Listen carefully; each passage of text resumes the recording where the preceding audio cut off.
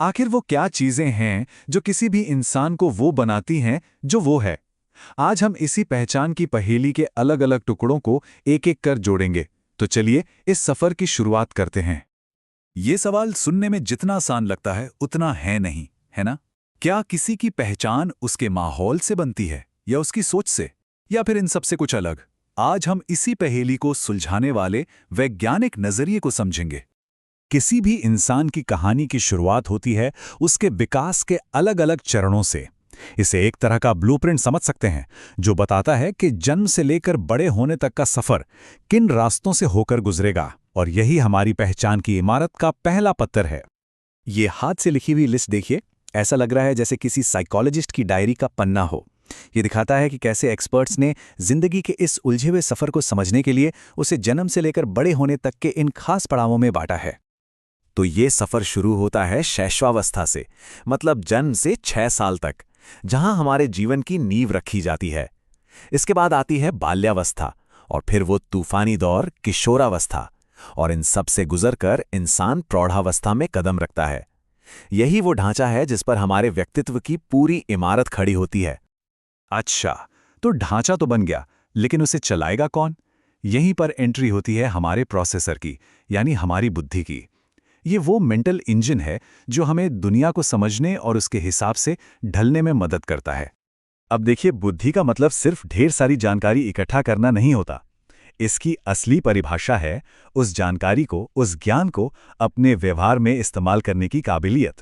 मतलब ये सिर्फ जानने के बारे में नहीं है, बल्कि उस जानकारी से कुछ कर दिखाने के बारे में है।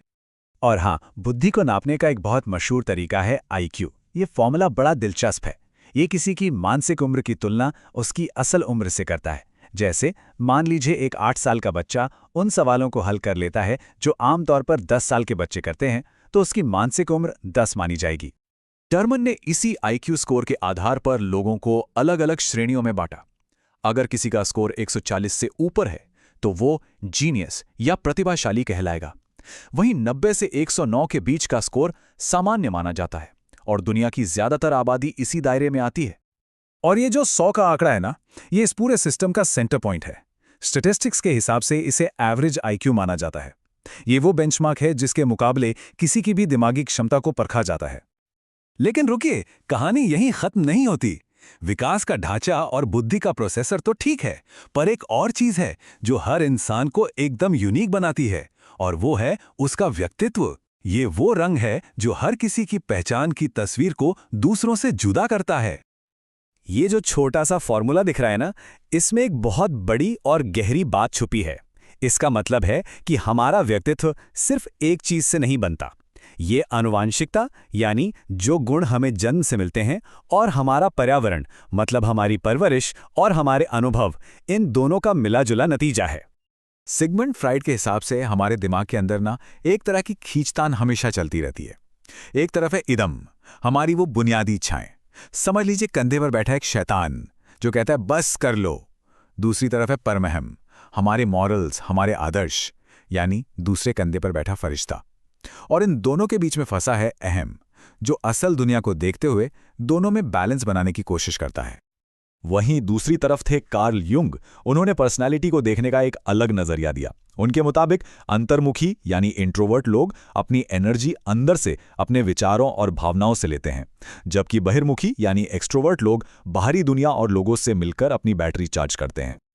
तो विकास, बुद्धि, व्यक्तित्व, क्या ये सब बस एक बार बन जाते हैं और फिर कभी नहीं बदलते? नहीं, ऐसा बिल्कुल नहीं है। एक बहुत ताकतवर इंजन है जो इन्हें लगातार नया आकार देता रहता है, और वो है सीखने की प्रक्रिया। यही वो ताकत है जो हमें जिंदगी भर बदलने और बेहतर बनने में मदद करती है। सीखने को लेकर थॉर्नडाइक ने 3 बड़े सिंपल से नियम बताए। पहला, प्रभाव का नियम, मतलब जिस काम का नतीजा अच्छा मिलता है हम उसे दोबारा करते हैं।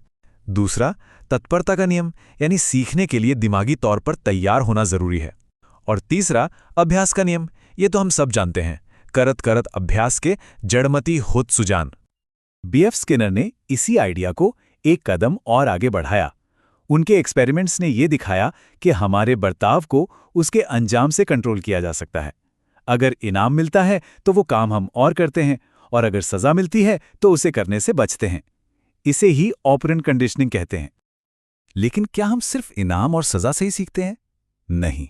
एल्बर्ट बंडूरा ने अपने मशहूर बोबो डॉल एक्सपेरिमेंट से यह साबित किया कि इंसान दूसरों की नकल करके उन्हें देखकर भी सीखता है। इसे कहते हैं सोशल लर्निंग, और यह दिखाता है कि सीखना सिर्फ अपने अनुभवों से नहीं, दूसरों को देखकर भी होता है।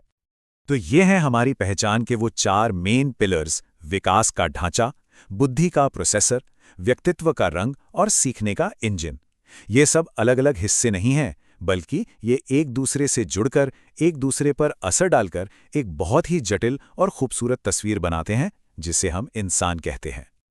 तो सवाल आखिर में यही आता है, मनोविज्ञान के इन सभी औजारों के साथ कोई इंसान खुद को कैसे समझेगा?